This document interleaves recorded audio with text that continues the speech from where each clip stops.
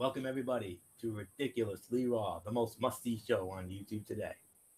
Hello friends, your ridiculously overgood brother Anthony Florio here, joined as always by good old MF Michael Fletcher, Capino Michael Bullock, Twisted Angel Didi Woodson. Let's not waste any more time. Let's dive right on in. Monday Night Raw, unbelievable. We've been talking about it for the last couple of months. You've heard me say on this show time and time again, Monday Night Raw on the rise, SmackDown Live on the decline. And this show tonight proves exactly why Monday Night Raw is on the rise. This was an amazing show from start to finish. Nothing on this show remotely sucked. So we're gonna have a lot to say, but not too much time to do it. So with all that being said, we started with a 2-for-1 deal. We had The Miz interrupting John Cena. John Cena came out, cut a promo about the Elimination Chamber and how he wants to go to WrestleMania and fight Brock Lesnar for the Universal Championship, and then he gets interrupted by The Miz, and then John Cena proposed a match against The Miz, where the loser of the bout would enter first inside the Elimination Chamber. Miz and Mr. Raj attack Cena. Miz says, "Get a ref out here, let's go." But then Kurt Angle comes out here and says, "That's not how we do it here." And I like the stipulation, so you know what? Let's do the match. But Mr. Raj, you're out of here. Mr. Raj gone. So it leads to Miz versus John Cena. Loser goes in the chamber first. Winner of the match, 19 minutes and 10 seconds, John Cena. A super AA. Whoa, okay. What do we say about this? Well, I'll tell you. Great segment to start it off. Miz and Cena have always had great chemistry together. You remember a number of years ago, WrestleMania 27, when they had that great promo. And that was a great way to start it off. Both men were great. There's really nothing more to say on that. Both men were amazing. And the match, one of the top fights of the night. You can make an argument that it was the fight of the night, but there's another match that I'm really considering in that same role. This was 3.5 to 4 stars. A much better than anticipated bout in terms of the length, and both wrestlers taking the big match approach by kicking out of each other's finishing moves. Miz loses the match, but kicking out of Cena's finisher still means something, and they're definitely making it more credible in the ring than they have in the past, which is a major plus.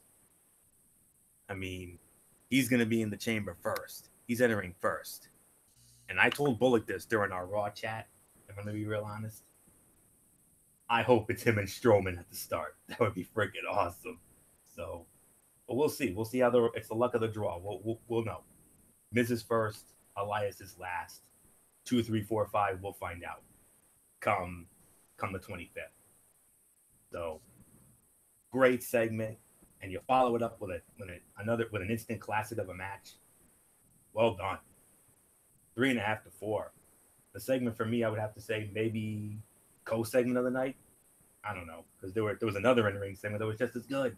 I don't know how to rank it. So, all right. Good old MF Michael Fletcher, the host of the Cerebral Smack Talk. This is how you start off Monday Night Raw. Am I right? This was red hot start, no doubt about it. I'm gonna keep it short, sweet, straight to the point. I know you kind of made that decree for all of us. This was as good as you can get. This is what you have to do to get the fans excited, to get them into the fight, to get them enjoyed, and to just give us. This is what we want every Monday night. This is what you expect to start out red hot. I can gripe about the talking segment, but there wasn't really nothing bad about it. Of course, Miz trying to be the chicken heel, trying to get the leg up on Cena so that he has to start first, which I think nobody really would have minded to see Cena start first in the chamber fight. But, obviously it is going to be The Miz, so The Miz is going to get is going to be coming out first, so whatever. And anybody who thinks it's going to be Strowman to start with Miz, absolutely not. I think that would be absolutely ridiculous, even crazy to put Braun Strowman in there, because remember, you got what, 3-minute intervals, 5-minute intervals, and you honestly want to keep Strowman in that ring for that length of time? No, obviously not. At the end of the day, I'm just saying I want to see it. That's all. well, obviously I know why you want to see it. We all know where you want to see it. We're not the biggest Miz supporters in the building, and we all and I definitely know you want to see Roar go all over the Hollywood star. I mean, what the hell? But I'm just being real honest with you. If anything, I could see Cena and Miz start this out. I could see, whoever gets that final spot get the first spot. Obviously, they're going to protect Roman. They're going to protect Braun Strowman as well. They're not coming out first. I'm sorry. That's my feeling. I'm going to stick to it. Whatever. So 3.5 stars. Michael Bullock, it's yours.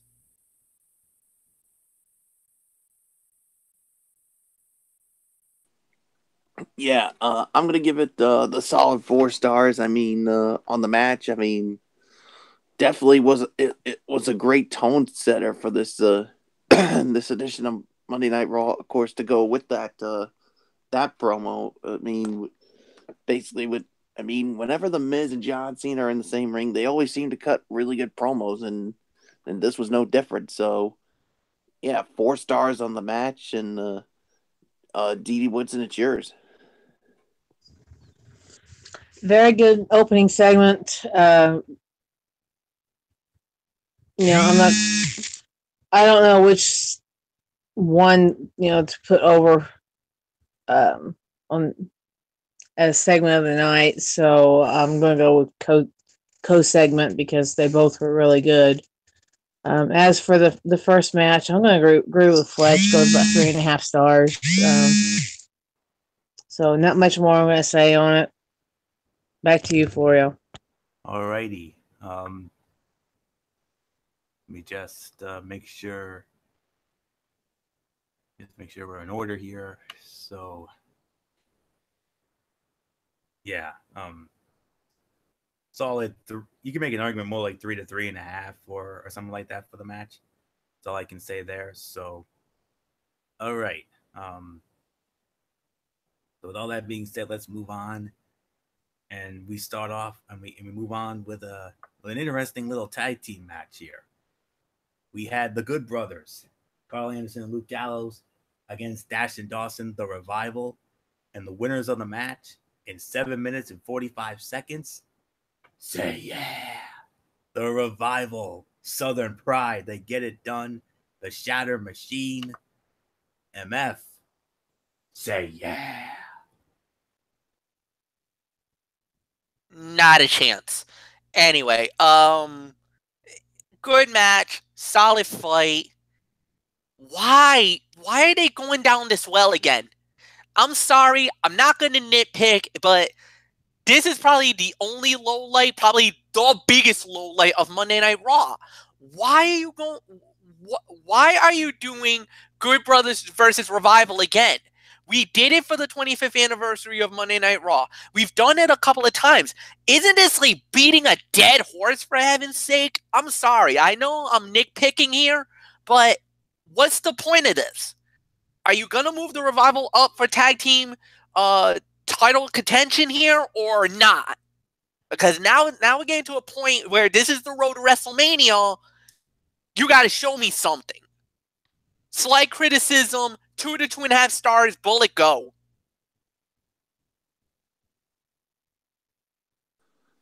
Yeah, 2 to 2.5 stars, and I agree with Fletch. I'm getting sick and tired of the Good Brothers against the Revival over and over again. I mean, this is getting close to WrestleMania season. When are you gonna put either one of these guys in the Raw Tag Team title picture, especially the Revival? When? And I'm gonna say this right now: if we get another match between these two teams next week, watch out. I'm going on a major Phenom rant, and No. Save it, Bullock. If we get another match like this next week, Florio, automatic cutout. Done. What do you say, Florio? You got it. Cut out. Move on. Dee Woodson. Oh boy. Well, I could definitely agree with the fact that, this is getting kind of boring watching these guys. I'll agree on the 2 to 2.5 rating. Yeah, it's about as old as the SmackDown thing with Shane and Daniel Bryan and Styles and Kevin Owens and Zayn. So yeah, I mean, it's just time to move on. Time to pick some different teams for them to compete against. So not much more I'm going to say about it. Florio, take it.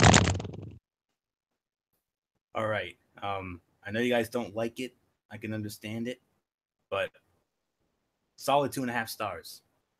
Rock solid little tag team match with the Revival picking up the win and hopefully moving on to something new after this. So, Southern Pride. That's all there is to it. That's the name of the theme song. If you're wondering, say yeah. So, a song that I know MF knows all the words to, word for word, and I would love to, one day hear him belt it out if we're ever together. So, with all that being said, let's move on now. In-ring segment with Kurt Angle, and not one but two announcements. Ronda Rousey is going to be at the Elimination Chamber pay-per-view, and she's going to be signing her WWE contract. Not just any WWE contract, a contract to compete on Monday Night Raw. Yes, 1,000 times yes.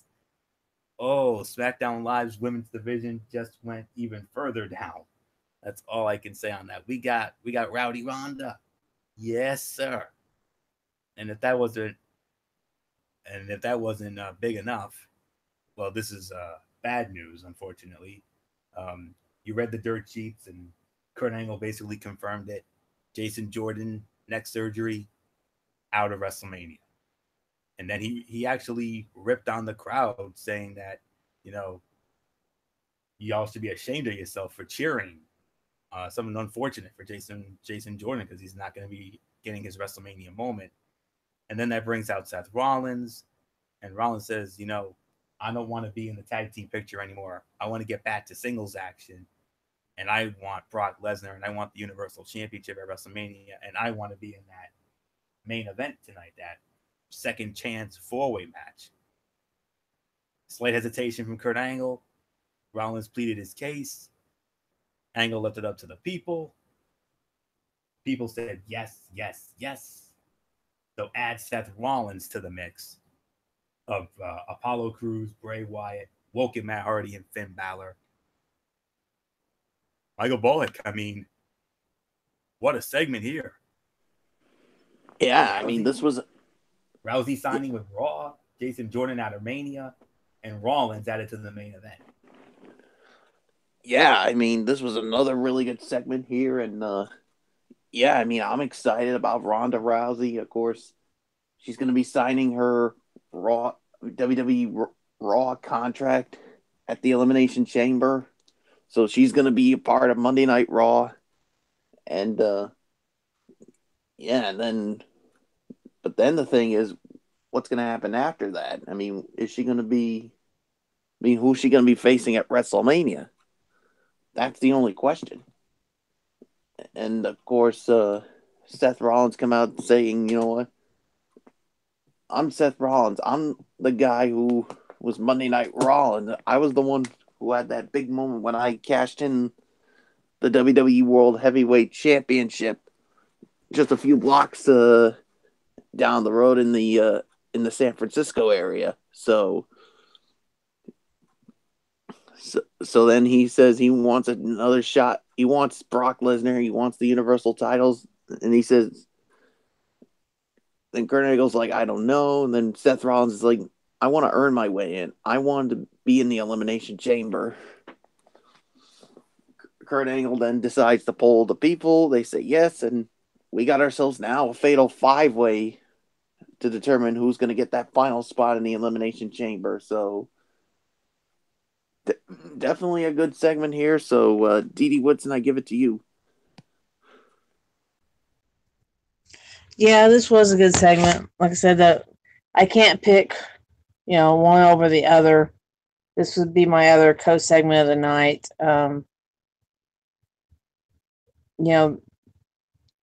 Angle going through the whole thing with Ronda Rousey and Jason Jordan, and having Rollins come out and say, "Well, I've been there. I know what it's like missing a WrestleMania," and then saying that he wants an Elimination Chamber. Okay, yeah, great. Let's make it a fatal 5-way. Let's, make it even tougher on these guys to win this match. So whatever. I mean, it was still a good segment. Letting the fans kind of choose was kind of a cool idea. So not much more I have to say about it. Florio, it's yours.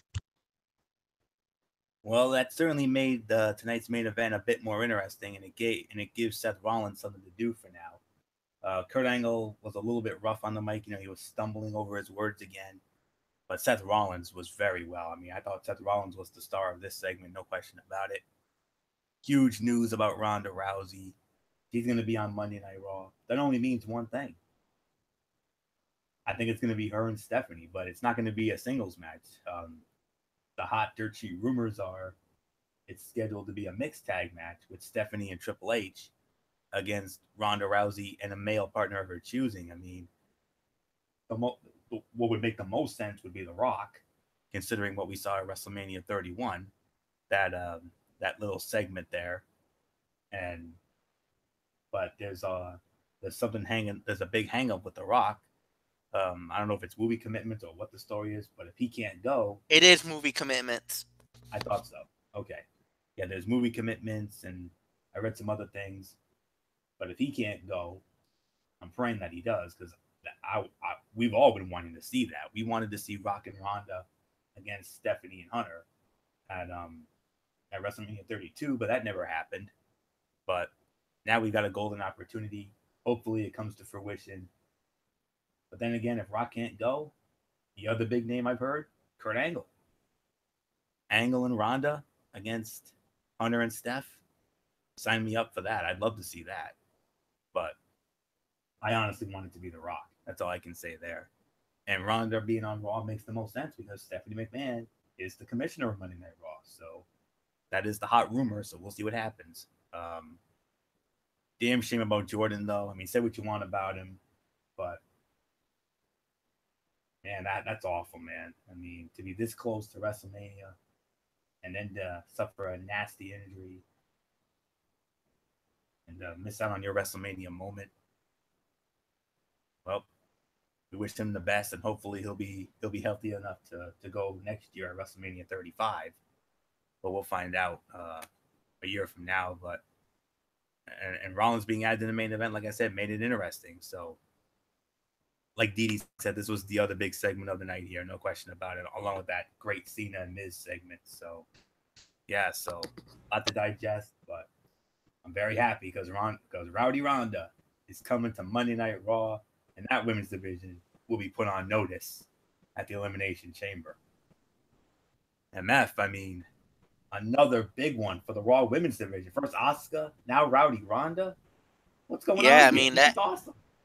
No, this is it's getting as better and better as you can do than you can ever think about, and that's as epic of a move that you can get. What I'm hearing is that actually it's not a full time. It's actually not as full time as we thought it was going to be. Ronda Rousey is going to be on a Brock Lesnar style deal. However, unlike Brock Lesnar, she's going to be wrestling once a month. So Ronda Rousey will not be appearing on Monday Night Raw. She ain't wrestling on Monday Night Raw. However, she will be competing on pay-per-views, and that's where she's going to be. And so it's not like the Brock Lesnar deal like he got.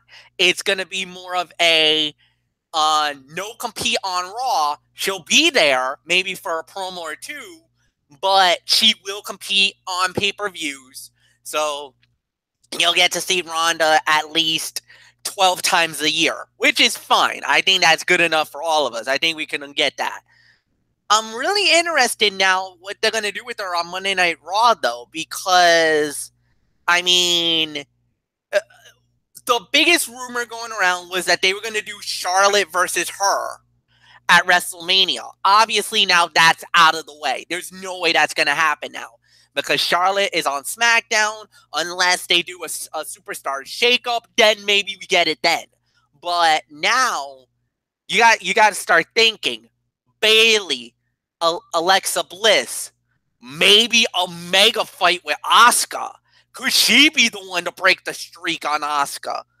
We'll have to wait and see. That's going to be money in the bank, if you know what I mean on that. Plus, on top of that, yes, Stephanie and Triple H versus Ronda Rousey. And Florio, you made a mistake.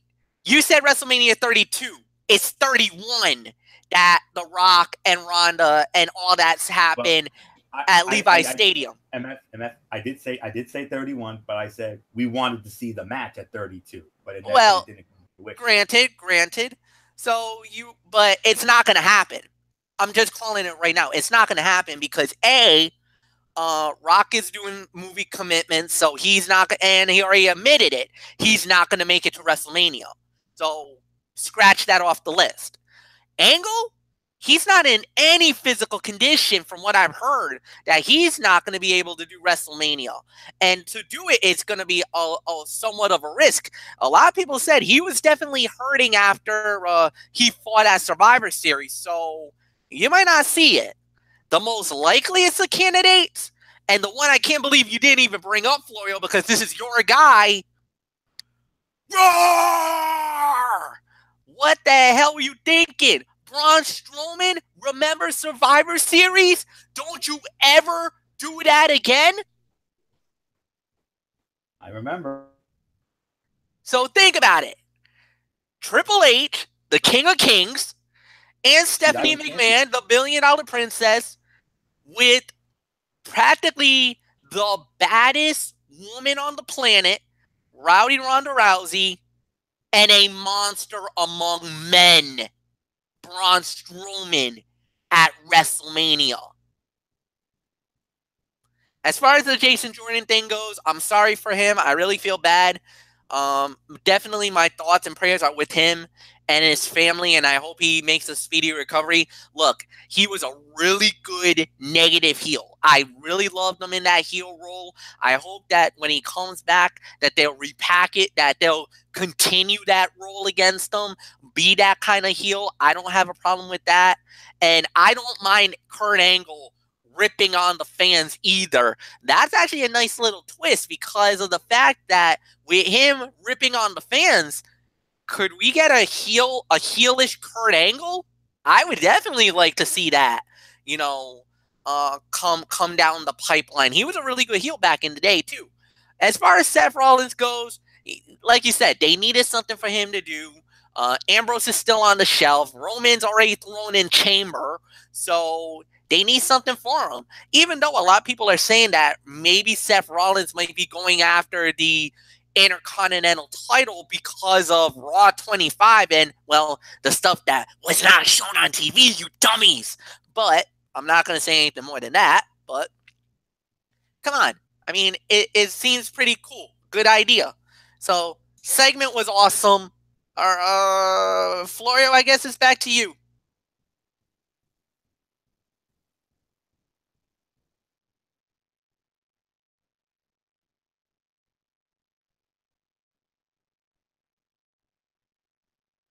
Okay.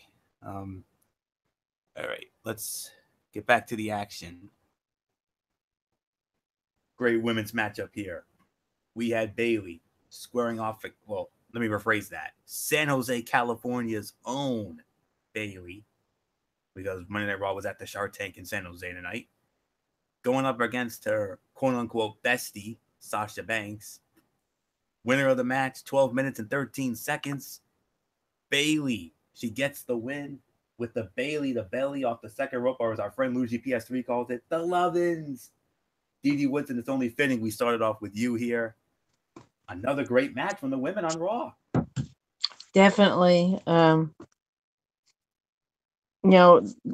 back a little bit, it is a shame that SmackDown, is not getting the quality ladies that Raw has got. I mean, they're kind of depending on, mainly your four biggest over there, which would be Naomi, Charlotte, Becky Lynch, and I can't remember who the other one was I was thinking of, but you're mainly trying to build this women's division around them, and then throwing in, the wannabes of Absolution on SmackDown, where Raw you have a lot more, talent to work with, and if we do get the shakeup, I kind of hope they mix this a little bit better, because the two divisions are definitely not on an equal playing field at all. As for the match, bestie versus bestie here. I mean, you saw it building for a while, and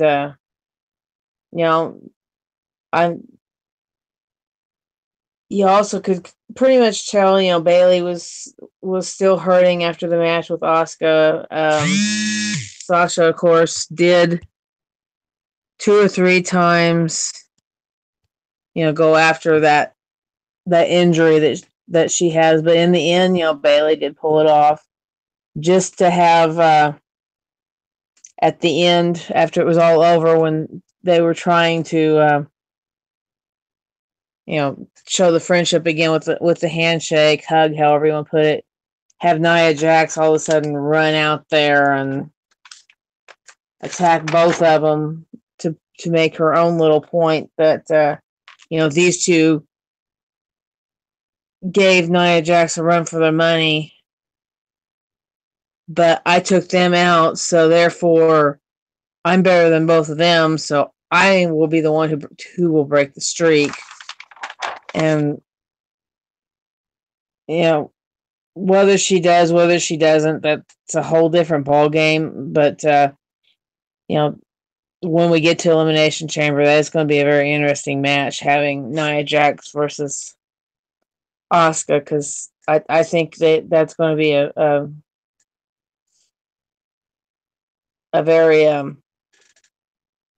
drama-filled match, because you have these two very powerful ladies. But for this match, though, with Bailey and Sasha, I'm going to give it 3.5 stars. It was a very good match, very strong. Definitely got the point across. So, Florial, I'll toss it to you. I couldn't agree more, Dee Woodson. You're absolutely right. 3.5 stars.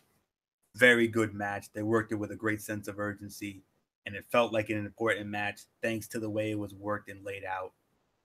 These two, along with Asuka, have really stepped up their game and have delivered quality matches and delivered the goods over the last 3 weeks. And as a Raw guy, I couldn't be any more blessed and grateful for that. And then, as if that wasn't that wasn't great enough, then you throw out Nia Jax, more storyline progression. She takes out Bailey and Sasha and says, I'm going to break the streak. I'm ready for Asuka.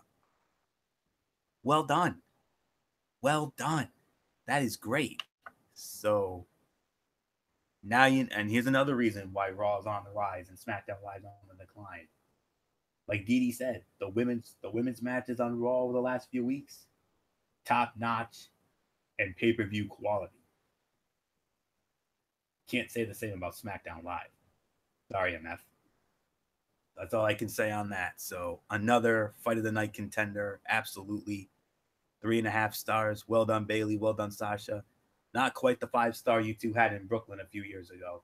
But it was another maybe 10 more minutes, and we probably would have gotten that again. So on its way, but well done. 3.5, and a great storyline progression with Nia Jax after that. So unreal. That's great. So MF, I mean, here we go again. Another quality match between Sasha and Bayley, and then Nia Jax throws her hat into the ring.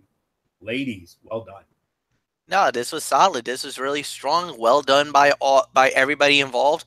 Yes, like you said, no big surprise. Sasha and Bayley really knows each other. They're really good working together. So obviously, a lot of people were gonna enjoy the match, and yes, it did work. But the thing that really was very effective was the way that Nia Jax showed up and laid everybody out and basically said, I'm here for one reason and one reason only. I want to break the streak of, I want to break the streak of Asuka. I want to be the one. And that's good. That's great. That's solid. I like it. I like what I saw. So yeah, 3.5 stars is the rating. No doubt about it. Michael Bullock, I give it to you.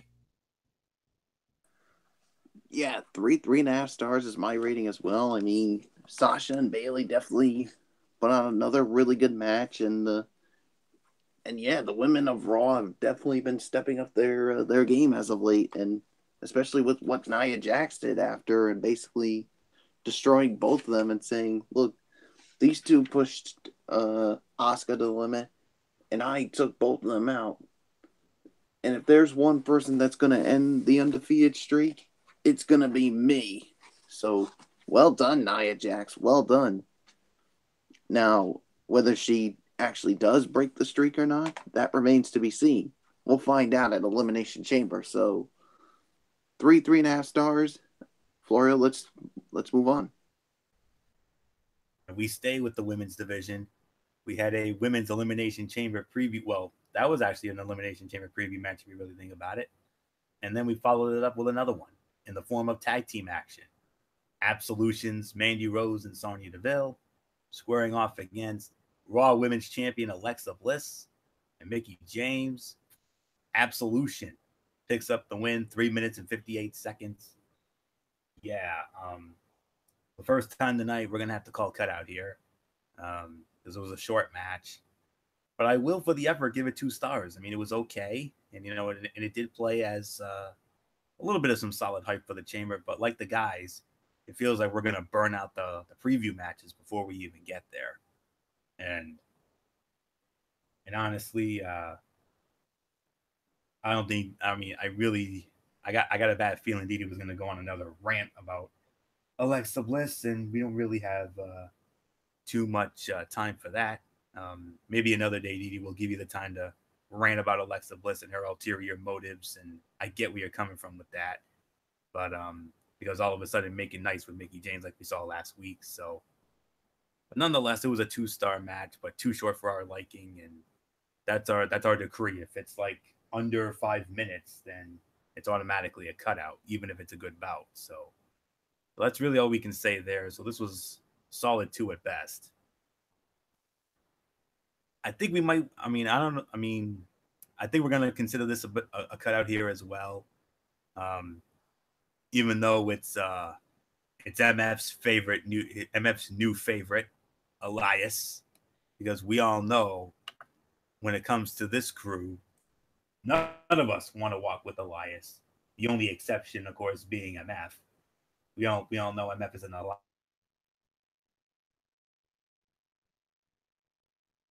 And infamous concerts, and he called this latest tune the Elimination Chamber Blues. But then he was interrupted by a new performer on the block, making his performing debut tonight, the monster among men, Braun Strowman. And he had one of these humongous basses that you would see in a jazz band. I thought it was a cello myself, a la the legendary Yo-Yo Ma. And he basically cut his own little ditty. And the man is so freakishly huge, he ends up breaking he ends up breaking the strings off of the damn thing. I mean, a few of the strings. And they had a brouhaha. They go at it. Elias was going to try to hit Strowman with the guitar. That didn't happen. Running power slam for your troubles. And then as Elias was gingerly making his way up the ramp, Braun Strowman follows him. And what does he do with the remainder of that bass / cello? Boom, huh? A little fun for me, not for you. Ho ho ho. Oh, did he broke that sucker over Elias's back, and I'm sure MF was throwing a hissy fit in the back. He's like, Strowman, what are you doing? If I know MF, I mean, he must have been like, what are you doing? How dare you do that to my boy? How dare you do that to Elias? But yeah, I mean, Braun Strowman standing tall, the monster among men. Bullock and I during our Raw chat, man, we had a lot of fun with it, especially when he broke the base over Elias's back and shattering that thing. Oh my goodness, that was so much fun. So Braun Strowman's the next Yo-Yo Ma, my friends. Let's remember that. So, oh, that was awesome. All right, a renewal of a once decent rivalry a couple of years ago.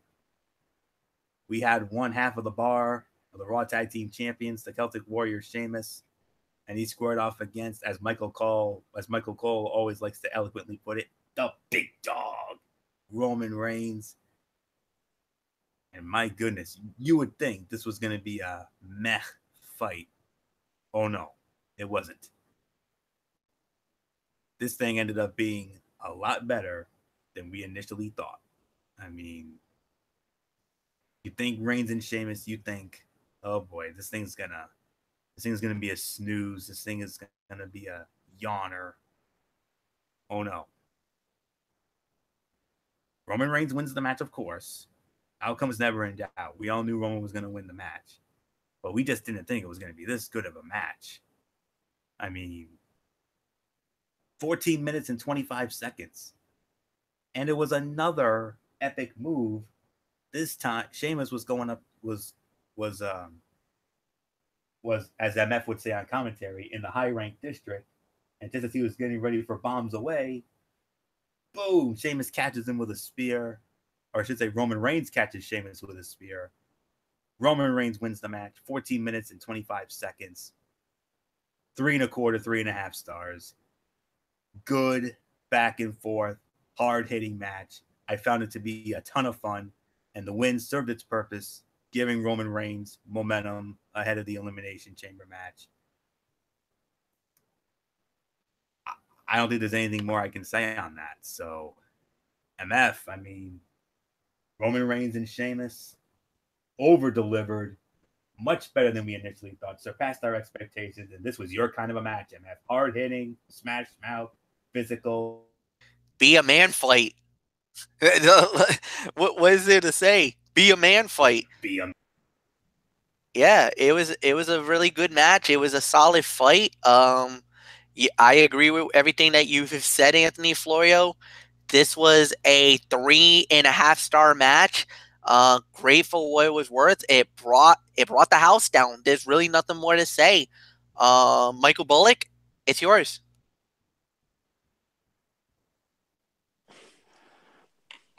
Yeah, I mean, 3.5 stars for me. I mean, this certainly over delivered. I mean,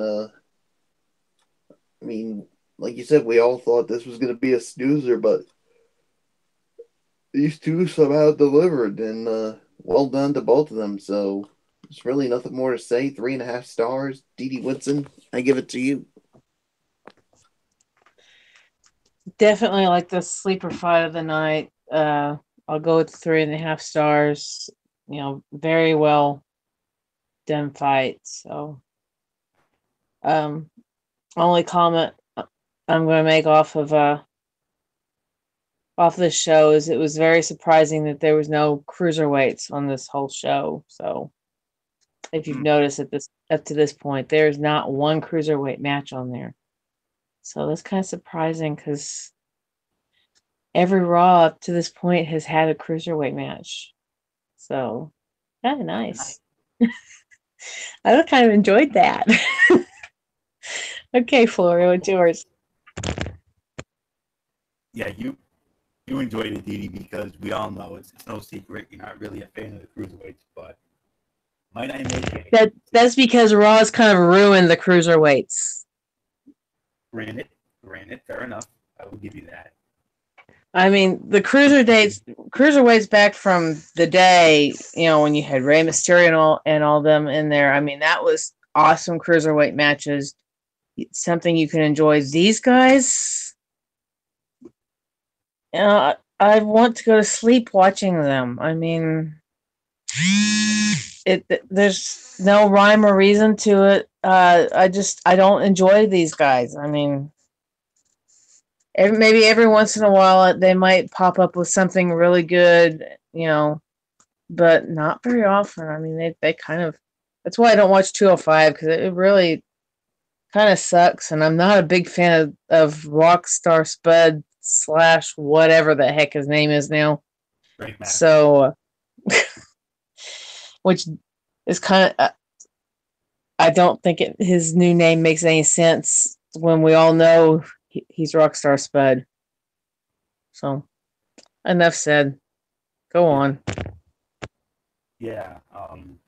With all due respect, Didi Woodson, 205 Live over the last few weeks have actually been putting on quality shows, and that's because, as you know, we've got a tournament to crown the new Cruiserweight champion, and the finals of that tournament will take place at WrestleMania. And I second that, Florio. the last 2 weeks especially, I mean, with Cedric Alexander winning over Grand Metalik, and an incredible match with TJP and Tyler Bate. And then look what happened last week. I'll give you a small little sample of what you can expect in my Tony's take. Kalisto and Lince Dorado. And wait till you hear what I have to say about the match between Hideo Itami and Roderick Strong. Whoa, Nelly, did that blow me out of the way? So, and there's one reason for that. Triple H now has creative control over 205 Live. And that is why I think it's been getting better. So if you're wondering why 205 Live has gotten better, we can thank the King of Kings for that. So with all due respect, Didi Woodson, I also disagree with you. Understandable. So, well, I respectfully disagree with you. Fair enough. Hey, no problem there. I mean, yeah, I knew they had a tournament that was going into WrestleMania. I at least read up on it and kind of keep up on it. But as far as watching it, like I said, I'm not impressed with these guys. Give me the old schoolers any day. They were a lot more entertaining. I mean, all right. So with all that being is said, it Gallagher that comes out with the umbrella? Yeah. Well, he doesn't quite do that anymore. Yeah, I know, but I mean that was a weird gimmick. So enough said. Just go on. Yeah. Let's move on. Well, as the old saying goes, you can't please everybody. That's right, Bullock. That's right. Latest inductee into the WWE Hall of Fame, Ivory. Ivory becomes the latest inductee into the women's wing of the Hall of Fame. One-time Carolina Championship Wrestling Women's Tag Team Champion with Bambi. A one-time champion of the Gorgeous Ladies of Wrestling, a Glow champion. She was also a Ladies Sports Club one-time champion, two-time Powerful Women of Wrestling champion. Pro Wrestling This Week named her the Wrestler of the Week of March 13th to 19th of 1988. One-time Supergirl champion in Supergirl Wrestling, inducted into the Women's Superstars Uncensored Hall of Fame class of 2011, three-time WWF/WWE Women's Champion, and now taking her rightful place into the WWE Hall of Fame class of 2018, the latest women's inductee. And we can enshrine her into the women's wing of the Hall of Fame, and she now joins Bill Goldberg and the Dudley Boys. Well deserved. I mean, I didn't even know she was in the Gorgeous Ladies of Wrestling. I mean, I remembered bits and pieces of it. I mean, that was when I was little, and I was a little kid. I didn't really follow it back then, but I first noticed her when she came in during the Attitude Era. When she came in with D'Lo Brown, was basically acting as a valet and a manager at first, and then she became a wrestler. And when I saw her wrestle, she was very impressive. She was putting on some quality matches.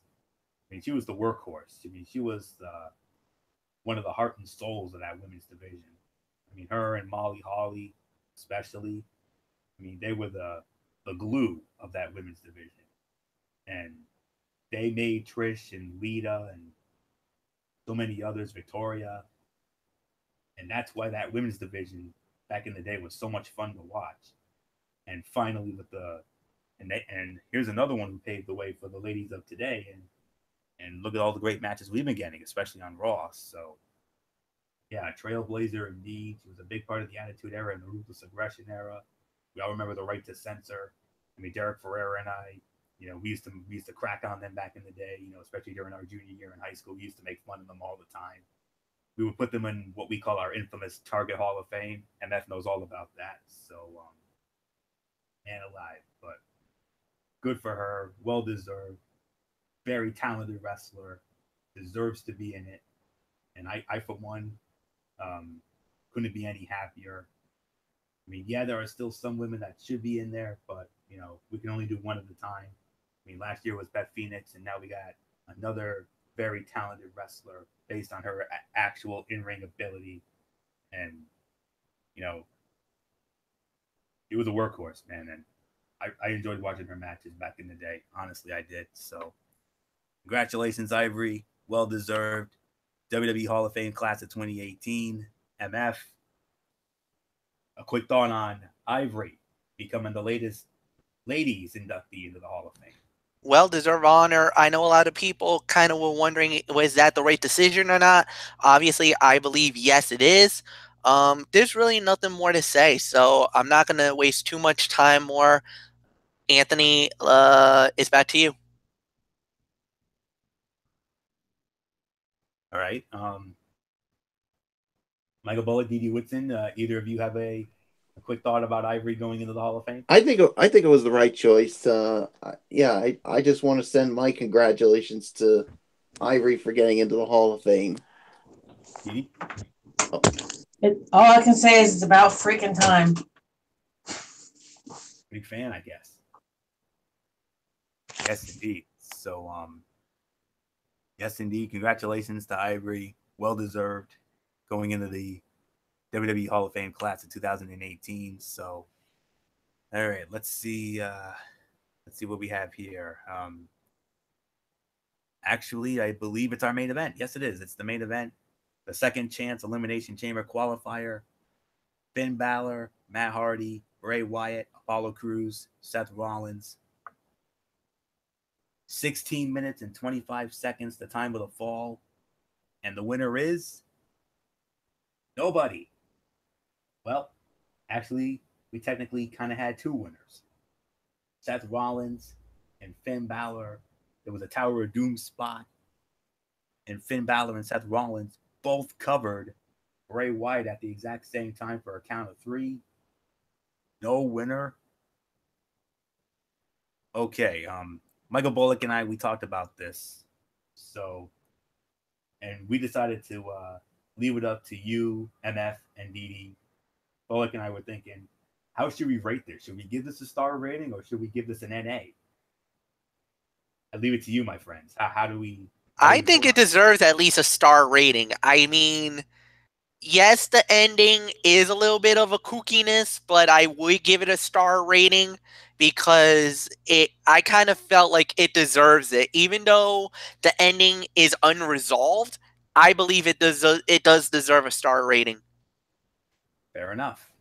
So, yeah, the match itself was great. It's just the ending that ruined it all.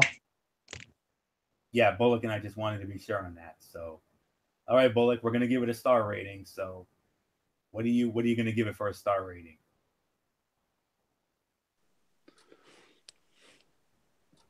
I can't believe I'm gonna shock you, but I'm giving this an NA because, yeah, the match was good, but the ending was just bad, and we wanted to see a true winner.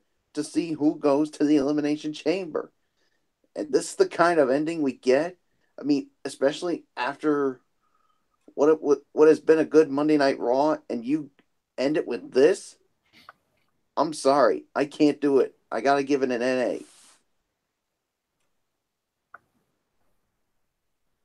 Okay, fair enough. So, Didi Whitson, you said it deserved a star rating. So, what's your star rating? Yeah, I'll give it one star, but I'm only doing it because the match was awesome. It's that finish that just killed it.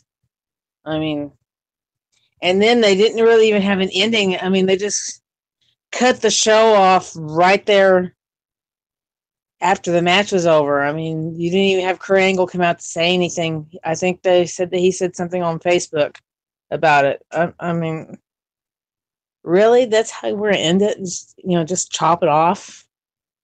Don't even have the announcers say anything? No, it don't deserve anything more than a star, if that. So I'm done. I can understand why you would give it a 1-star rating based on that, but honestly, I 100% disagree with that rating. With all due respect, this was another 3.25. Well, actually, I'm going to make it 3.25 stars. I was going to give it 3.5, but since we didn't have a winner, I got to deduct it just a little bit. But it was still 3.25 stars. A good and fun, but at times chaotic bout. Going off the air with no winner announced, looks to set up Finn Balor and Seth Rollins on the go-home show next week. And the winner from there will claim the final chamber spot. And hey, they gave us a hook and a reason, an incentive to tune in for next week's go-home show in Phoenix, Arizona. So, last time I checked, that's called storyline progression, folks. That's all there is to say on that. 3.25 stars. Get ready for Rollins and Balor one more time. And the winner from there will claim that last chamber spot. And that's how about it. We got a hook for next week. 3 stars is my rating. Good main event fight, no doubt about it. The only downside was that we didn't get an ultimate scenario at the end, but for what it's worth, it definitely brought the house down. I really think it was definitely a great way to close the show. I got nothing bad to say. This was excellent for me. Great night, great event all the way around. Nothing more to say. Mike Bullock, give it to you. He actually started it off. So. All right, so Florio, back to you. Yep, so we're going to get into our overall review here. Didi Whitson, I'm sure you got to get going, so we're just going to start it off with you here. A quick overall thought on tonight's Monday Night Raw, which was a very good show. Yeah, it was a very good show. The only major gripe I have is that ending, and because I mean the rest of the show, even though that ladies tag wasn't the best in the world, I mean at least it was better than having a main event that didn't even really have a half decent ending. I mean, so it is what it is. I'll give it 7 out of 10. Because it was still a very good show, a lot of storyline building, and some really great matches to boot. So just Raw just work on trying not to give us clunky finishes for the show and actually give us an actual ending to the show. Because I mean, sitting there waiting for an ending and then all of a sudden it goes to the next program, I mean, that's kind of a letdown. So not much more I had to say about it. I'll see you guys tomorrow. I'm heading to bed. Got an early day tomorrow. So night. Yep. Good night, Didi. We'll see you tomorrow. To me, I got to be honest. I mean, I'm leaning more towards 7.5 to 8. I mean, because yeah, we did have we had a couple of cutouts here and there, but the quality of this show tonight, we have what? 4 quality matches on this show, none of which I can really put over the other for fight of the night. I mean, well, not the main event. I mean, if we had a clear winner, then it probably would have been. John Cena and The Miz, quality match. Roman Reigns and Sheamus, quality match. Bayley and Sasha, quality match. This 5-way main event, quality match. Heck, that Revival and Good Brothers match was even solid. So, the only exceptions were that women's tag team match and that segment with Strowman and Elias. But other than that, this was a damn good show tonight. Showing you once again that Monday Night Raw is what it's always been and always will be, the A show, and we gave you another A show tonight. 7.5 to 8. The last 3 weeks of this show have been so unbelievable. They've been so great. They're focusing more on the wrestling, less on the trifle unnecessary filler, and a ton of focus on building to the Elimination Chamber pay-per-view. This show was very good and also a very fun one to watch, and it didn't feel like a 3-hour show. So, well done. All right, SmackDown Live, how are you going to top that? I mean, yeah, you got Dolph Ziggler against Baron Corbin, with Dolph Ziggler just signing a new deal with the WWE, a new 2-year deal. So I think that pretty much gives away what's going to happen tomorrow night. So look for him to get added to that WWE 4-way, which is now going to be a 4-way with Styles, Owens, and Zayn. So at least that made that fight better. So let's see what else you got SmackDown Live tomorrow night in Bakersfield. So 7.5, 8 out of 10. Quality Monday Night Raw once again. And I always say, if you want quality wrestling, tune in Monday nights at 8 o'clock on the USA Network. That's your quality wrestling right there. All right, SmackDown Live, what you got? MF, what your boys got? What your boys got? Well, we'll have to wait and see. I don't know what we're going to bring because last week wasn't that great. I know that much. Hopefully, they'll do a lot better. No doubt about it. This was an 8 out of 10 for me. Definitely a great Monday Night Raw. Solid action all the way from beginning to end. I got nothing bad to say. Michael Bullock, you're the last one to take it. And then it's the Tony's take. Yeah, I'm gonna give it 7.5 out of 10. I mean, everything I thought was good tonight. I mean, there were some down moments, but other than that, it was a good show. So 7.5 out of 10. So quickly, Florio, it's your Tony's take. 205 Live.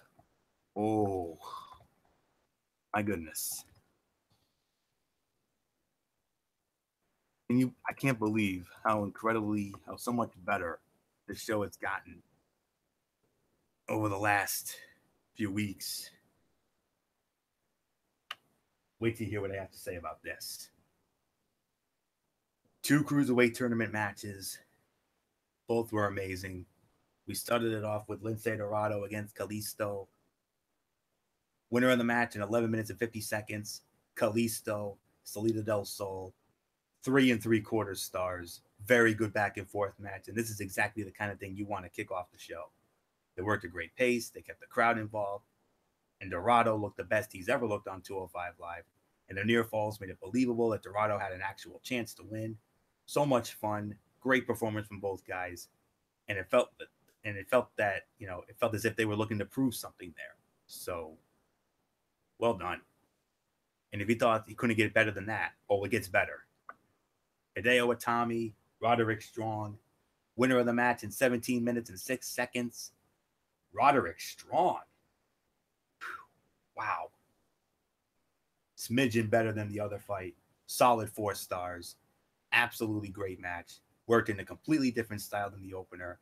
They took an exhausted crowd that you felt wasn't all that familiar with them and pulled them into the match with hard-hitting action.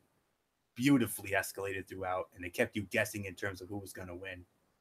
I know all of us were expecting Itami, the 205 regular, to pick up the win, but Roderick Strong winning came up as a refreshing surprise and a perfect closure to a great bout to close out a great show. 8 out of 10. The reboot of 205 Live feels like a perfect storm. I mean, as the shorter time frame, the departure of Enzo Amore, the title tournament, along with the introduction of Drake Maverick, Roderick / Rockstar Spud. They're cooking with gas, guys. best edition of 205 Live in a very long time. And this series is finally turning into the must-see TV we've all been wanting it to be. And next week, the next two matches in the tournament, Akira Tozawa against Mark Andrews, a.k.a. Mandrews, and Tony Nese, the premier athlete, against Mr. PowerPoint himself, Drew Gulak. Gonna be some great stuff.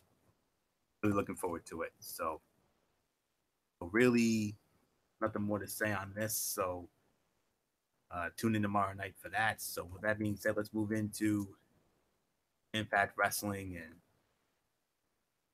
Bonelli. That's all I can say on that. So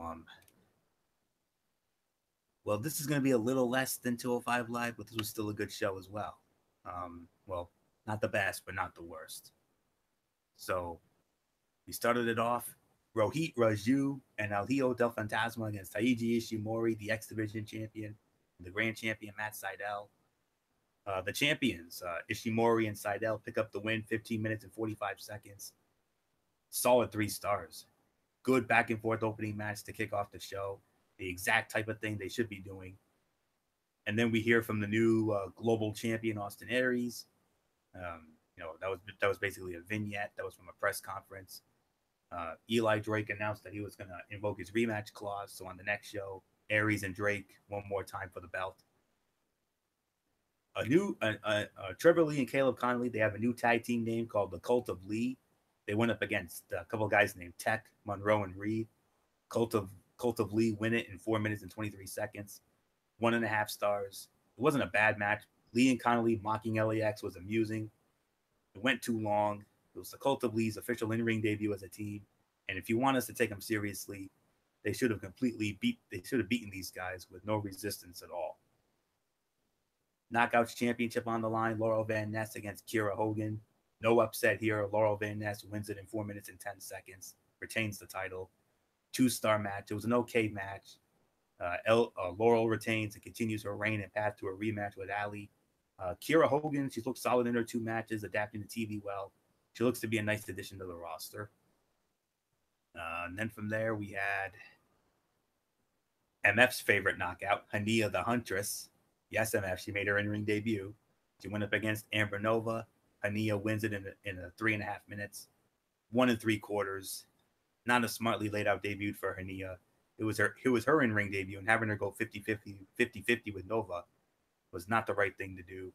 This was a time for her to mow her down completely, show off her signature offense, and get her properly introduced ahead of her big-time program coming up with Rosemary. So, main event, number 1 contenders, fatal 4-way match.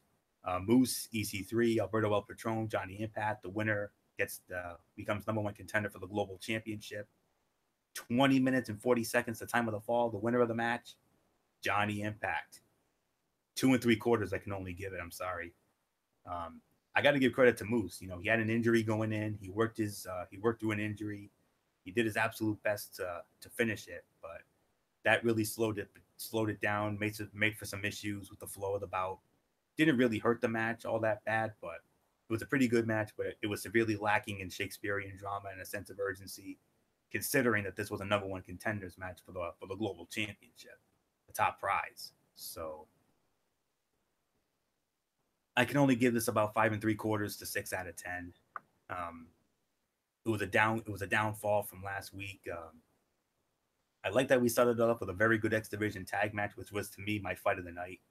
They set up 3 good matches and a debut for next week, but outside of that, it was a lacking show. It didn't really do a good job of keeping me invested. It was a bit of a snoozer at times, but you got possibilities. Austin Aries and Eli Drake, Ishimori and Phantasma. Wow. Okay, so 5 3/4 to 6. So one more real order of business here, and that is, of course, what can we expect on the next show, on the next Impact Wrestling. And well, we got Bobby Lashley going up against Sami Callihan, Taiji Ishimori, and El Hijo del Fantasma for the X Division Championship. Rosemary against Hania the Huntress. EC3 and a mystery partner in a tag team match against Johnny Impact and Matt Sydal. we had the debut of another Lucha Underground alumnus. Another Underground alumnus made his way in. MF, you know this guy very well. They call him Cage. That's all I can say on that. You know all about that guy from Lucha Underground. That he's basically the Braun Strowman of Lucha Underground. I've seen that guy. He's a freak. So you'll see him in action. He's going to make his in-ring debut. Trevor Lee and Caleb Connolly against LAX. Non-title for the tag team titles. That's a non-title bout. And then, of course, the main event, Austin Aries, Eli Drake, the return match for the Global Championship. So that all goes down Thursday night, Pop Television, 8 Eastern. So that's it. Ridiculously Raw, just about done. We have one more order of business. MF, come on in. Set the table for Cerebral Smack Talk, and then we'll call it a night.